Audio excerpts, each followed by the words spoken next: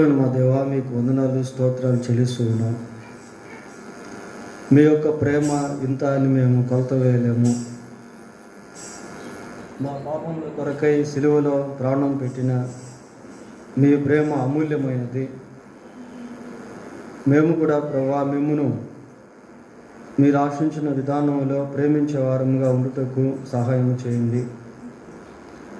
మరొక పర్యాయము ఈ రాత్రికాల సమయంలో మీ వాక్యాన్ని మేము ధ్యానం చేసుకుంటూ ఉండగా మీరే మా మధ్య బోధకుడుగా ఉండి మీ వాక్యము ద్వారా మాతో మాట్లాడండి, మమ్మల్ని బలపరచండి. మీ కొరకు లోకంలో జీవించుటకు కృపదయ చేయమని మా ప్రభు అయిన యేసుక్రీస్తు పరిశుద్ధమైన నామములో ప్రార్థన చేస్తున్నాము తండ్రి, ఆమేన్.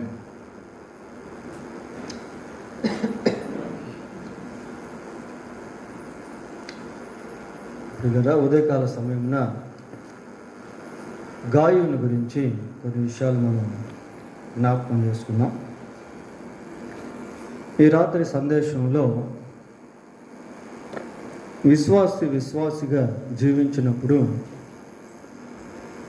జరిగే ఫలితాలు ఎలా ఉంటాయో అనేది ఒక 4 విషయాలు మనం ఈ సందేశంలో ధ్యానం చేసుకోబోతున్నాం. చాలాసార్లు మరి దేవుని గురించినటువంటి అవగాహన, మనుషులు మారు మనసు పొందకపోవటం గల కారణాలు ఎందుకు అనంటే విశ్వాసులుగా జీవించకపోవటం వలన ఇంకా ప్రజలు అనీతిమంతులుగానే, విగ్రహారాధికులుగానే, మారు మనసు పొందనటువంటి వారుగానే ఈ రీతిగా జీవిస్తాము. ఎప్పుడైతే ఒక విశ్వాసి నిజంగా విశ్వాసిగా జీవిస్తుందో అప్పుడు God will be known by his children. దేవుడు తన పిల్లల ద్వారా తెలియపరచబడతాడు. ప్రియులారా, కుటుంబంలో ఒక వ్యక్తి దేవుణ్ణి నమ్ముకున్న వ్యక్తిలాగే జీవిస్తే ఆ కుటుంబంలో దేవుణ్ణి నమ్ముకోనటువంటి వారు ఏదో ఒక రోజు దేవుణ్ణి నమ్ముకునేదానికి అవకాశం అనేది ఖచ్చితంగా ఉంటుంది. ప్రియులారా, సపోజ్ ఒక భార్య దేవుణ్ణి నమ్ముకుందనుకోండి, భర్త ఇంకా దేవుణ్ణి నమ్ముకోలేదు. ఈ నమ్ముకున్నటువంటి స్త్రీ విశ్వాసిగా జీవిస్తూ ఉంటే ఒకరోజు భర్త కూడా నమ్ముకుంటాడు. చూడండి, కొరింథీయులకు రాసిన మొదటి పత్రిక 7వ అధ్యాయము 14వ వచనాన్ని చదువుకుందాం. అవిశ్వాసి అయిన భర్త భార్యను బట్టి పరిశుద్ధపరచబడును. ఏదమ్మా? అవిశ్వాసురాలైన భార్య విశ్వాసి అయిన భర్తను బట్టి పరిశుద్ధపరచబడును. కనుక కుటుంబంలో ఒక భార్య లేక భర్త దేవుని నమ్ముకొని విశ్వాసిగా ఉన్నట్లయితే నమ్ముకోనటువంటి భార్య కానీ భర్త కానీ ఆ విశ్వాసిని బట్టి పరిశుద్ధపరచబడతారు. అంటే ఈమె విశ్వాసి కనుక ఆ రక్షణ భర్తకు వస్తుందని కాదు, కానీ ఇతని యొక్క లేక ఈమె యొక్క విశ్వాస జీవితపు ప్రభావము వారి మీద ఖచ్చితంగా పడుతుంది. ప్రియులారా, పేతురు రాసిన మొదటి పత్రిక 3వ అధ్యాయము మొదటి 2 వచనాలు చదువుదాం. అటువలే స్త్రీలారా, మీరు మీ స్వపురుషులకు లోబడి ఉండుడి. అందువలన వారిలో ఎవరైనాను వాక్యమునకు అవిధేయులైతే వారు భయముతో కూడిన మీ పవిత్ర ప్రవర్తనను చూచి వాక్యము లేకుండానే తమ భార్యల నడవడి వలన రాబట్టబడవచ్చును. వాక్యం లేకుండానే తమ భార్యల నడవడి వలన రాబట్టబడవచ్చు. వారు భయముతో కూడిన మీ పవిత్ర ప్రవర్తనను చూచి వాక్యము లేకుండానే తమ భార్యల నడవడి వలన రాబట్టబడవచ్చును. కనుక ప్రియులారా, there is a chance for such kind of people one day or the other to know about Jesus. అటువంటి వారు ఏదో ఒక రోజు యేసుని గురించి తెలుసుకునేదానికి అవకాశం అనేది ఉంటుంది. ప్రియులారా, మన కుటుంబంలోనే కాదు, మన బంధువుల్లో కూడా, బంధువుల మధ్య విశ్వాసిగా జీవిస్తే వారు కూడా ఏదో ఒక రోజు దేవుణ్ణి తెలుసుకునేదానికి అవకాశం ఉంటుంది. యెషయా గ్రంథం 66వ అధ్యాయము 5వ వచనం చదువుకుందాం. 66వ అధ్యాయం 5వ వచనం. యెహోవా వాక్యమునకు భయపడువారులారా, ఆయన మాట వినుడి. మిమ్మును ద్వేషించుచు నా నామమును బట్టి మిమ్మును త్రోసివేయు మీ స్వజనులు మీ సంతోషం మాకు కనపడినట్లు యెహోవా మహిమ నందునుగాక అని చెప్పుదురు, వారే సిగ్గు నొందుదురు. యెహోవా వాక్యమునకు భయపడువారులారా, ఆయన మాట వినుడి. మిమ్మును ద్వేషించుచు నా నామమును బట్టి ఏమని చెప్తున్నాడు? మిమ్మును త్రోసివేయు మీ స్వజనులు. దేవుని నామమును బట్టి మనుషులు ద్వేషిస్తారు. ప్రియులారా, దేవుని నామమును బట్టి తోసివేస్తారట. ఎవరు? స్వజనులు అంటే తమ సొంత ప్రజలు. దేన్ని బట్టి త్రోసివేస్తారు అంటే దేవుని నామమును బట్టి త్రోసివేస్తారు. మరి భక్త సింగ్ గారు దేవుని నమ్ముకున్న తర్వాత వారి యొక్క స్వజనులు ఆయన తోసివేస్తే అప్పుడు కూడా భక్త సింగ్ గారు దేవుని విడిచిపెట్టకుండా విశ్వాసిగానే జీవిస్తూ దేవుని సువార్త ప్రకటిస్తూ దేవుని రాజ్య వ్యాప్తి కొరకు ప్రయాసపడుతూ వచ్చారు. ఆ తర్వాత ఆ కుటుంబీకులు ఆయన గురించి తెలుసుకున్నారు. ప్రియులారా, వారిలో ఎంతమంది యేసుప్రభు నమ్ముకున్నారో పూర్తిగా మనకైతే తెలియదు, కానీ ఆయన చనిపోయినప్పుడు వారి అన్నగారు ఆయన దగ్గరికి రావడం జరిగింది. ఎంతోమంది ఆర్ఆర్కే మూర్తి గారు వారు బ్రాహ్మణ కుటుంబంలో నుండి యేసు ప్రభువుని నమ్ముకున్నారు. ఆ తర్వాత వారికి సంబంధించినటువంటి అనేక మంది యేసుక్రీస్తుని నమ్ముకున్నారు. చూడండి, ఒక వ్యక్తి నమ్ముకున్న వ్యక్తి నమ్మకంగా ఉంటే, విశ్వాసిగా జీవిస్తే, ఏదో ఒక రోజు ఆ కుటుంబీకులు కానీ, బంధువులు కానీ, స్నేహితులు కానీ దేవుని దగ్గరికి వచ్చేదానికి అవకాశము ఉంటుంది. పిల్లలు, కుటుంబంలో దేవుడు కార్యం చేసి వారు మారు మనసు పొందేదానికి తప్పకుండా దేవుడు సహాయం చేస్తాడు. విశ్వాసిగా జీవించుటలో తప్పనిసరిగా తన కుటుంబం కొరకు భారంతో ప్రార్థన చేస్తారు. భార్య నశించిపోతూ ఉంటే, భర్త నశించిపోతూ ఉంటే, లేక పిల్లలు ఇంకా మారు మనసు పొందకుండా ఉంటే, లేక రక్త సంబంధికుల్లో ఇంకా ఎవరైనా దేవుని తెలుసుకోకుండా ఉంటే, బంధువుల్లో ఇంకా ఎవరైనా దేవుని తెలుసుకోకుండా ఉంటే, ఒక విశ్వాసి ఏం చేస్తాడు? సహజంగా వారి కోసం తప్పకుండా ప్రార్థన చేస్తాడు. కనుక విశ్వాసిగా జీవించినప్పుడు వారి యొక్క కుటుంబాల్లో, బంధువుల్లో దేవుని యొక్క కార్యాలు జరుగుతాయి. పిల్లలు, పోతే రెండవదిగా విశ్వాసిగా జీవిస్తున్నప్పుడు ఆ విశ్వాస జీవితంలో ఎన్నో శ్రమలు, కష్టాలు, బాధలు అనేవి కూడా ఎదురవుతాయి. చూడండి, పేతురు రాసిన మొదటి పత్రిక మొదటి అధ్యాయము 6-7 వచనాలు చదువుకుందాం.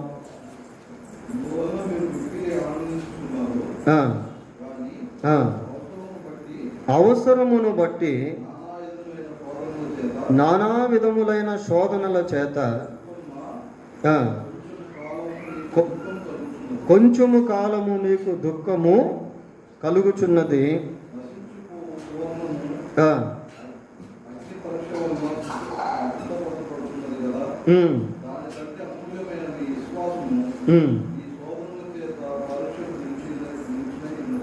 నిలిచినదై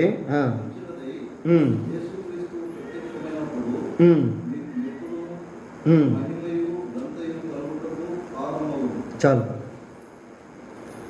పిల్లరా, విశ్వాసం గురించి చెప్పబడినటువంటి మాటలు, నశించుపోవచ్చున్న సువర్ణము అగ్ని పరీక్ష వలన శుద్ధపరచబడుచున్నది కదా, దానికంటే అమూల్యమైన మీ విశ్వాసము ఈ శోధనల చేత పరీక్షకు నిలిచినదై.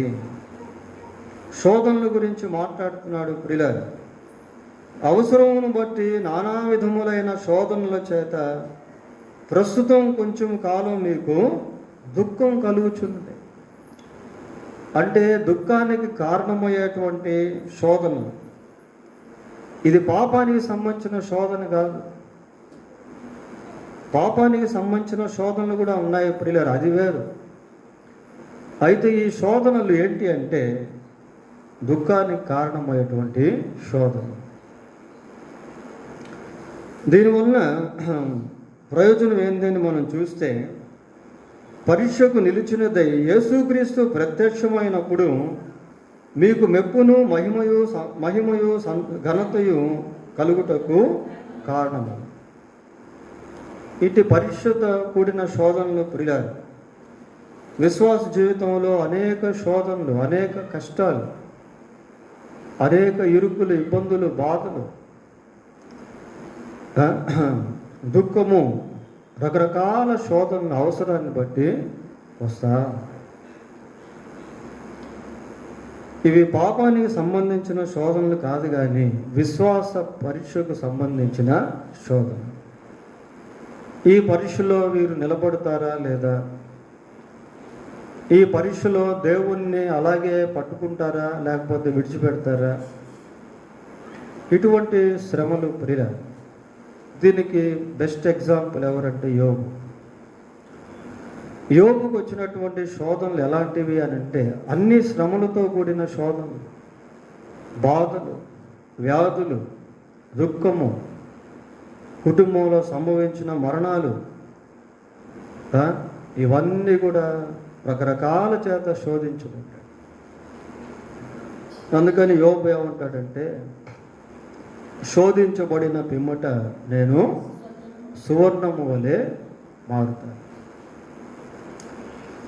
బంగారు అగ్ని చేత పరీక్షించబడినప్పుడు దానిలో ఉన్నటువంటి ఒరిజినాలిటీ, స్వచ్ఛత బయటకు ఎలాగైతే వస్తుందో, ఈ విశ్వాస పరీక్ష జీవితంలో ఆ విధంగా మనం మెరుగు చేయబడతాం.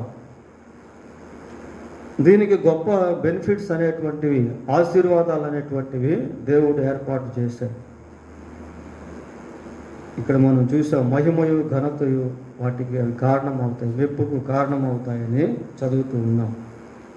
మత్తయి సువార్త 5వ అధ్యాయం 10-11 వచనాలు చూడండి. 5వ అధ్యాయం 10-11 వచనాలు. నీతి నిమిత్తము హింసింపబడువారు ధన్యులు. దేని నిమిత్తం అట? నీతి నిమిత్తం హింస ప్రియుల. ఒక విశ్వాసిగా జీవిస్తున్న సమయంలో ఎక్కడ కూడా దుర్నీతితో, అవినీతితో రాజీ పడే వ్యక్తిగా ఉండడు. ఒకవేళ రాజీ పడితే ఆ శోధన అనేది రాదు. దొంగల్లో దొంగగా ఉండి, లంచగొండుల్లో లంచగొండిగా ఉండి, త్రాగుబోతుల్లో త్రాగుబోతుగా ఉండి జీవిస్తూ ఉన్నారనుకోండి, ఇంకా శోధన రావు. లోకం తన వారిని స్నేహించును. వారి మధ్య విశ్వాసిగా జీవించినప్పుడు ఖచ్చితంగా శోధనలు అనేవి వస్తాయి. నీతి నిమిత్తం హింసలు అనేటువంటివి వస్తాయి.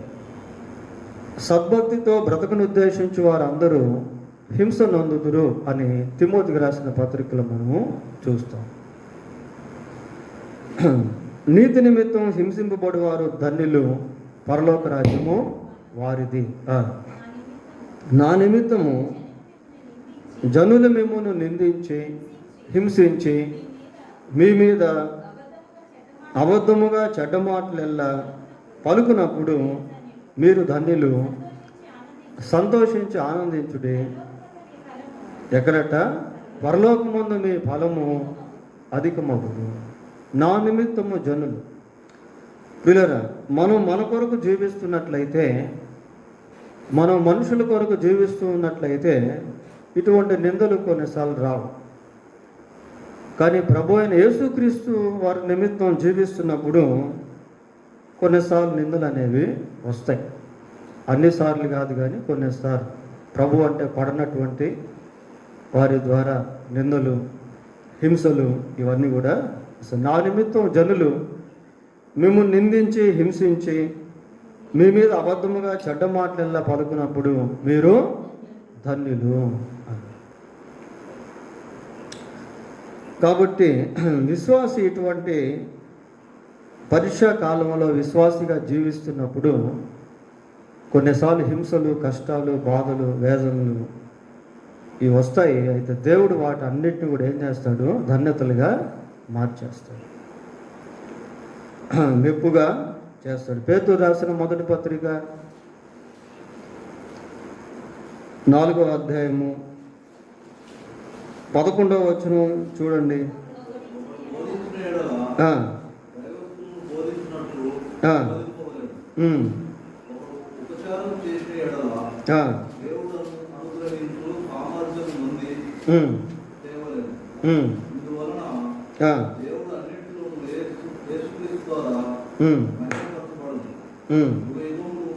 పదిహేనవ వచనం చదువుతాం కదా. 15వ వచనం.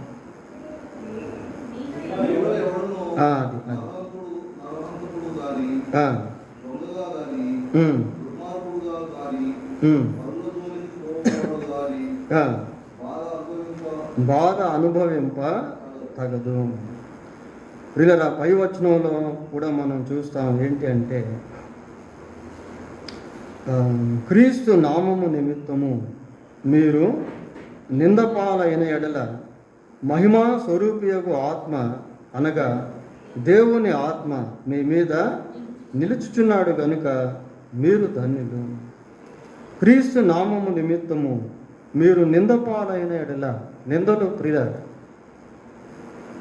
దేవుని నామం నిమిత్తం నిందలు వచ్చినప్పుడు అవి ధన్యతలు అని మనం చూస్తాం. మరి ఎంతకాలం జీవితం అంతా శ్రమలేనా, కష్టాలేనా అంటే అలాగేం కాదు. దేవుడు కృప చూపిస్తాడు ప్రియులారా. శ్రమలో ఆయన మనకు తోడుగా ఉంటాడు, సహాయం చేస్తాడు ప్రభు. 5వ అధ్యాయం 9వ వచనం చూడండి. పేతురు రాసిన మొదటి పత్రిక. లోకమందున్న ఈ విధమైన శ్రమలే నెరవేరుచున్నవని ఎరిగి వారిని ఎదురించుడు. అపవాది గురించి మాట్లాడుతున్నాడు. లోకమందున్న మీ సహోదరుల యందు ఈ విధమైన శ్రమలే నెరవేరుతూ ఉన్నాయి. మీకే కాదు, లోకంలో మీ సహోదరులకు కూడా ఇటువంటి శ్రమలే, ఇటువంటి కష్టాలే, ఇటువంటి బాధలే అని చెప్తూ ఏమంటున్నాడంటే 10వ వచనానికి వచ్చేసరికి, కొంచెము కాలము మీరు శ్రమపడిన పిమ్మట తానే మిమ్మల్ని పూర్ణులుగా చేసి స్థిరపరిచి బలపరచు. కొంచెం కాలం శ్రమ. శ్రమల్లో దేవుడు విడిచిపెట్టేవాడు కాదు ప్రియులారా. ఆ శ్రమ యొక్క తీవ్రత ఆయన ఎరిగి ఉన్నాడు. శ్రమలో ప్రభువు తప్పకుండా సహాయం చేస్తాడు. చూడండి, హెబ్రీ పత్రిక 2వ అధ్యాయము 18వ వచనం చదువుకుందాం. 2:18. తాను శోధింపబడి శ్రమ పొందిన కనుక శోధింపబడిన వారికి సహాయము చేయగలవాడై తాను శోధింపబడి శ్రమ పొందిన కనుక శోధింపబడి వారికి సహాయము చేయగలవాడై ఉన్నాడు. కనుక శ్రమల్లో ప్రభువు సహాయం చేసేవాడిగా ఉన్నాడు. విశ్వాసిగా జీవిస్తున్నటువంటి సమయంలో ఇటువంటి శ్రమలు, ఇటువంటి కష్టాలు, ఇటువంటి నిందలు కొన్నిసార్లు వస్తాయి. అన్ని సార్లని కాదు, కానీ కొన్ని సందర్భాల్లో, కొన్ని పరిస్థితుల్లో ఇటువంటివి ఎదురయ్యే అవకాశము. దానివల్ల మనకు మెప్పు కలుగుతుంది, ఘనత కలుగుతుంది. దాంట్లో అనేక విషయాలు మనం నేర్చుకునే వారంగా ఉంటాం. దానివల్ల ఎన్నో ఆశీర్వాదాలను మనం పొందుకునే వారంగా ఉంటాం. దాంట్లో దేవుని యొక్క తోడును అనుభవించేటువంటి వారంగా ఉంటాం. దేవుని యొక్క నడిపింపును అనుభవించే వారంగా ఉంటాం. దేవుని యొక్క శక్తిని అనుభవించే వారంగా ఉంటాం. దేవుడు సహాయం చేస్తూ ఉంటాడు. పోతే మూడవదిగా, విశ్వాసిగా జీవిస్తున్నప్పుడు దేవుడు ఎలా ఉంటాడో అనేది లోకానికి అర్థమవుతుంది. ప్రియులారా, హెబ్రీయులకు రాసిన పత్రిక 12వ అధ్యాయం 14వ వచనం చదువుకుందాం. అందరితో సమాధానమును పరిశుద్ధతయు కలిగి ఉండుటకు ప్రయత్నించుడి. అందరితో ఏం కలిగి ఉండాలట? సమాధానమును పరిశుద్ధతను అంటున్నాడు. ప్రియులారా, ఈ సమాధానము, పరిశుద్ధత, ఈ రెండు కూడా దేవుని యొక్క గుణలక్షణాలు. అందరి విషయంలో పరిశుద్ధత కలిగి జీవించడం, అందరితో సమాధానం కలిగి జీవించడం. ఈ విధంగా ఎప్పుడైతే ఒక విశ్వాసి జీవిస్తాడో దేవుని యొక్క పరిశుద్ధతను గురించి, దేవుని యొక్క సమాధానం గురించి లోకానికి అర్థం అవుతుంది, మనుషులు తెలుసుకుంటారు. ఈ పరిశుద్ధత అనేది ఏదో ఒక చిన్న పదం లాంటిది కాదు, కానీ ఆ పరిశుద్ధతలో దైవిక సంబంధమైన అనేక గుణలక్షణాలు అనేవి దాగి ఉంటాయి. పిల్లలు, దేవుని యొక్క నీతి పరిశుద్ధతలో ఉంటుంది. దేవుని యొక్క యథార్థత పరిశుద్ధతలో ఉంటుంది. దేవుని యొక్క న్యాయము పరిశుద్ధతలో ఉంటుంది. దేవుని యొక్క సత్యము పరిశుద్ధతలో ఉంటుంది. So the characteristics of God hidden in his holiness. దేవుని గుణలక్షణాలు ఆయన పరిశుద్ధతలో దాగి ఉంటాయి. ప్రియులారా, ఆ విధంగా మరి ప్రజలు దేవుని యొక్క లక్షణాలను తెలుసుకుంటారు. అవిశ్వాసిగా జీవిస్తున్నాడు అనుకోండి, దేవుని యొక్క లక్షణాలు మనుషులకు అర్థం కావు. పోతీఫరు భార్య యోసేపును శోధించినప్పుడు యోసేపు కూడా పోతీఫరు భార్యలాగే జీవించి ఉంటే అక్కడ దేవుని భయం ఏంటో, పరిశుద్ధత ఏంటో అర్థమయ్యేది కాదు. దేవుని వాక్యంలో రెండు ప్రధానమైన ఆజ్ఞలు అనేవి ఉన్నాయి. ఒకటి దేవుణ్ణి ప్రేమించుట, రెండు పొరుగువాన్ని ప్రేమించుట. ఈ పొరుగువాన్ని ప్రేమించుటలో ఆజ్ఞలు అనేవి దాగి ఉంటాయి. ప్రియులారా, చూడండి, రోమాపత్రిక 13వ అధ్యాయము, రోమాపత్రిక 13వ అధ్యాయం 8వ వచనం.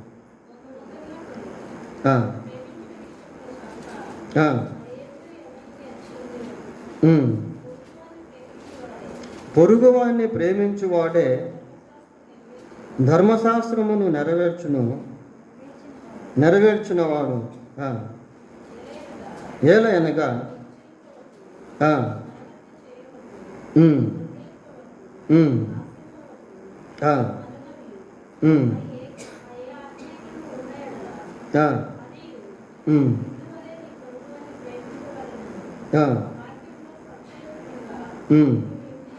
చాలు. ప్రియులారా, ఇక్కడ ఏమని చెబుతున్నాము అంటే, నిన్ను వలె నీ పొరుగువాన్ని ప్రేమింపవలెనను వాక్యములో వాక్యం అంటే దేవుని వాక్యం. లోకానికి దేవుని వాక్యం తెలియదు ప్రియ. దేవుని బిడ్డలకు మాత్రమే దేవుని వాక్యంలో ఏముందో అనేది తెలుసు.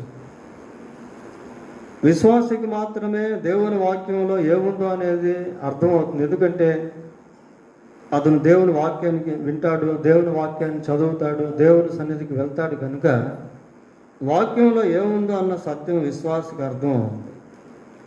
వాక్యంలో యేసు ప్రభు ఏం చెప్పాడంటే, నిన్ను వలె నీ పొరుగు వారిని ప్రేమించు. ఈ ఒక్క వచనంలోనే ధర్మశాస్త్రం అంతా కూడా దాగి ఉంది.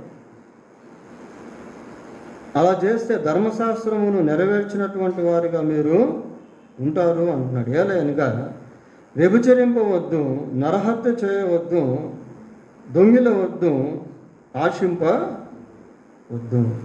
చూడండి, ధర్మశాస్త్రం ఉన్న ఆజ్ఞలు, 10 కమాండ్మెంట్స్ అంటాం కదా, 10 ఆజ్ఞలు. ఆ 10 ఆజ్ఞల్లో ఈ ఆజ్ఞలు దాగి ఉన్నాయి ప్రియులారా. ఈ ఆజ్ఞలను ఒక విశ్వాసి గైకొనినప్పుడు people will know God's moral ethics. ప్రజలు దేవుని యొక్క నైతిక లక్షణాలను తెలుసుకుంటారు. దేవుడు మనల్ని ఈ లోకంలో సజీవంగా ఉంచాడు ప్రియులారా. కనుక విశ్వాసులుగా జీవించినప్పుడు ప్రజలకి ఏది పరిశుద్ధతో, ఏది పవిత్రతో, ఏది న్యాయమైనదో, ఏది సత్యమైనదో, ఏది యథార్థమైనదో అనేది ప్రజలకు అర్థం అవుతుంది. యేసు ప్రభు మాట్లాడుతూ ఒక మాట అంటాడు. ఏమంటాడంటే, జ్ఞానమును బట్టి తెలియపరచబడును అంటాడు. జ్ఞానమును బట్టి అన్న దగ్గర ఫుట్ నోట్స్లో ఏమనుంటుందంటే, తన పిల్లలను బట్టి అని ఉంటుంది. మత్తయి సువార్తలో ఉంది ఆ మాట. జ్ఞానమని దాని పిల్లలను బట్టి తెలియపరచబడును అంటుంది. కనుక విశ్వాసుల ద్వారా గాడ్ విల్ రివీల్ హిమ్సెల్ఫ్. దేవుడు తాను లోకానికి తన బిడ్డల ద్వారా బయలుపరుచుకుంటాడు. ఎప్పుడు అంటే విశ్వాసిగా జీవించినప్పుడు ఈ ఆజ్ఞలు గైకొనేటువంటి వ్యక్తిగా ఉంటాడు. ఈ ఆజ్ఞలు గైకొనుచుండటం వలన ప్రజలు దేవుడు ఎలాంటి వాడు అనేది అర్థం చేసుకుంటారు. పోతే చివరిగా ఇంకా చాలా ఉన్నాయి. ఇంకా చివరిగా ఒకటి మాత్రం చూద్దాం. విశ్వాసిగా జీవిస్తూ ఉంటే మరొక బెనిఫిట్ ఏంటి అంటే, ప్రయోజనం ఏంటి అంటే, ఆ వ్యక్తి ఆత్మలను సంపాదిస్తాడు. ఎందుకు ఈ రోజుల్లో సువార్త ప్రకటించబడలేకపోతుంది అని అంటే, విశ్వాసులుగా అన్ని విషయాల్లో ఉండలేకపోతున్నారు ప్రియ. ఒక విశ్వాసి దేవుని సువార్త ప్రకటించకుండా ఉండలేదు. చూడండి, అపోస్తుల కార్యములు 4వ అధ్యాయం 20వ వచనం. మేము కన్నవాటిని విన్నవాటిని చెప్పకుండా ఉండలేము. చూడండి ఏమంటున్నాడు, మేము కన్నవాటిని విన్నవాటిని చెప్పకుండా ఉండలేము. ఏం చూశారు, ఏం విన్నారు, ఎవరి మాటలు చెప్తున్నారు? పేతురు యోహానులు చెప్తాను. పేతురు చెప్తాను. పేతురికి ఏం తెలుసు అసలు యేసుప్రభు గురించి? ప్రభువా, నీవే నిత్య జీవపు మాటలు గల వాడు. అసలు పేతురు ఏం ప్రకటించాడు? మొదటి వచనం చదవండి. అదే 4వ అధ్యాయం మొదటి వచనం.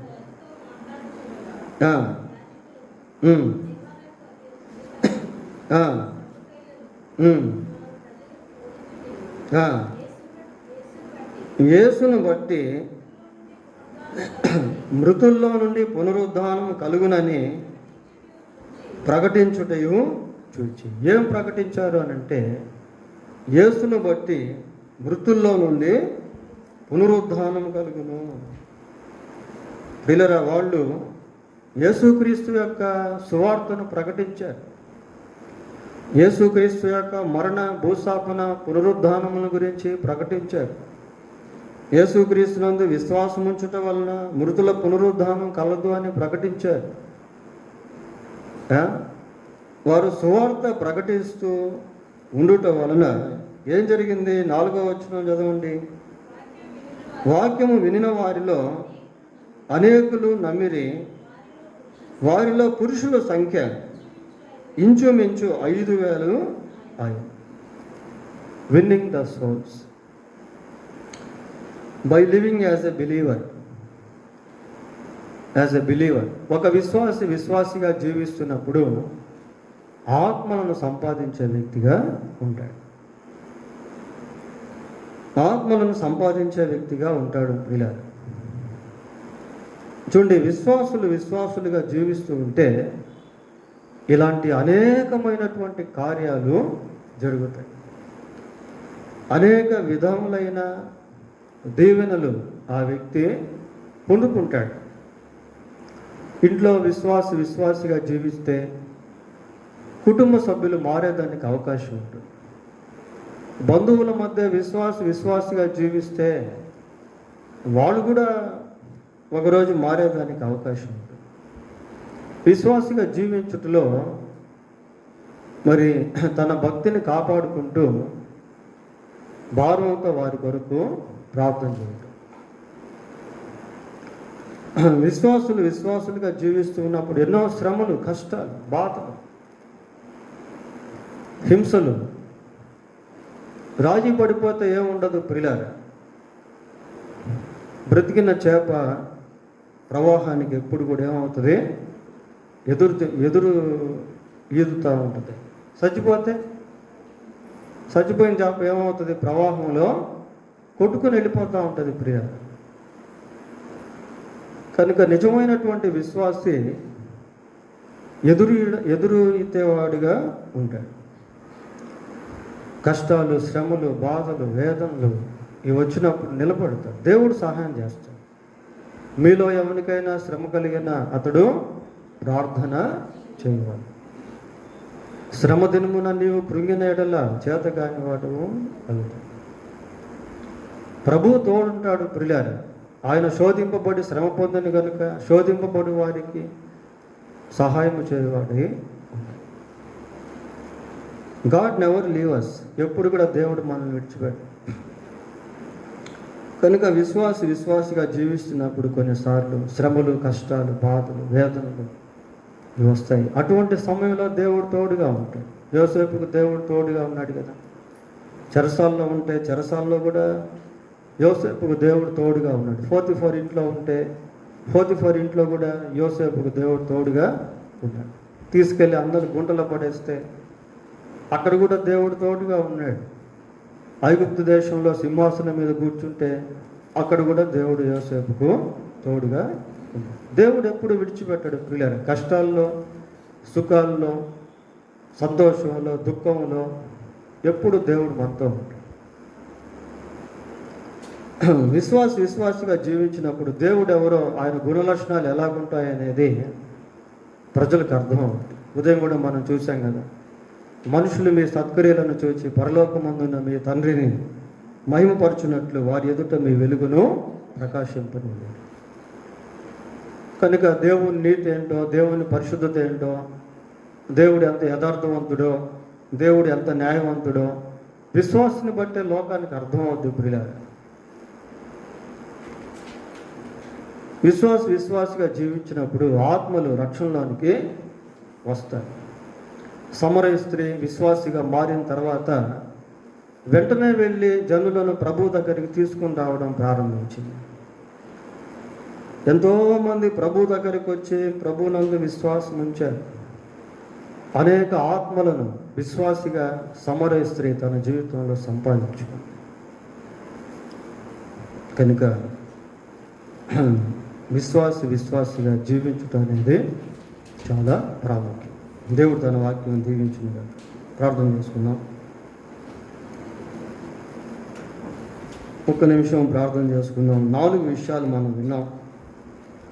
ప్రభుని అడుగుదాం. ప్రభా, మీ యందు నేను నమ్మిక ఉంచాను, విశ్వాసిగా మారాను. నా కుటుంబంలో మా బంధువుల మధ్య విశ్వాసిగానే నేను జీవించుటకు సహాయం చేయండి. వారి కొరకు భారంగా ప్రార్థించే వ్యక్తిగా నన్ను చేయండి అని అడుగుదాం. ప్రభా, మీ యందు విశ్వాసం ఉంచి విశ్వాసిగా మారాను నాయన.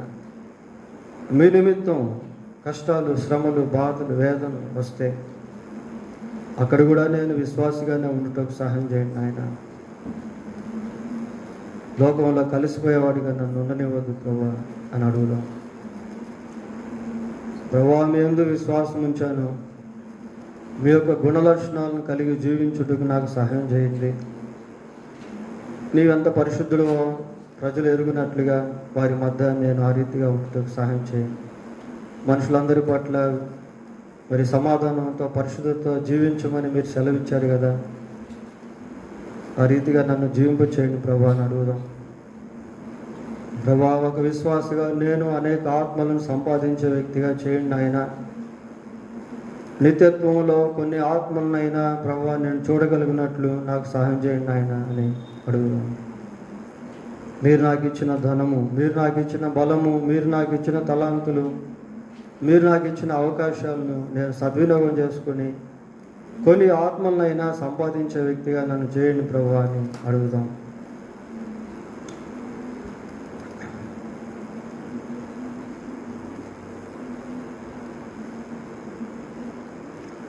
ప్రేమ కలిగిన మా తండ్రి, పరిశుద్ధుడైన మా దేవ, మీకు వందనాలు, స్తోత్రాలు నాయన.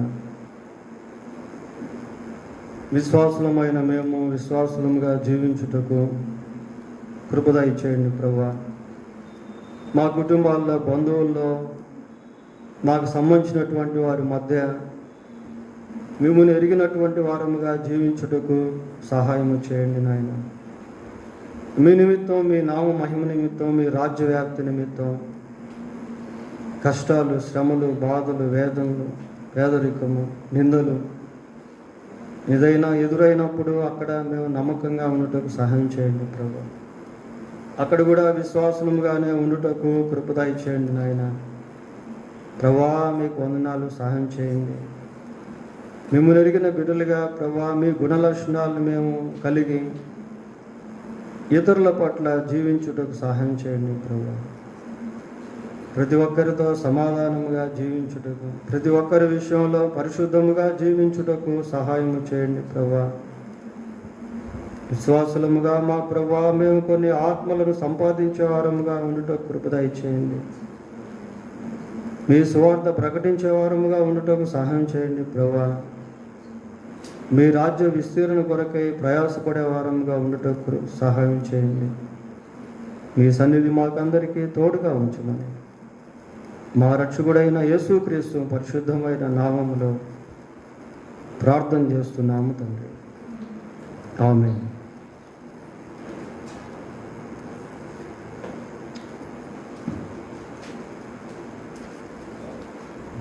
రేపు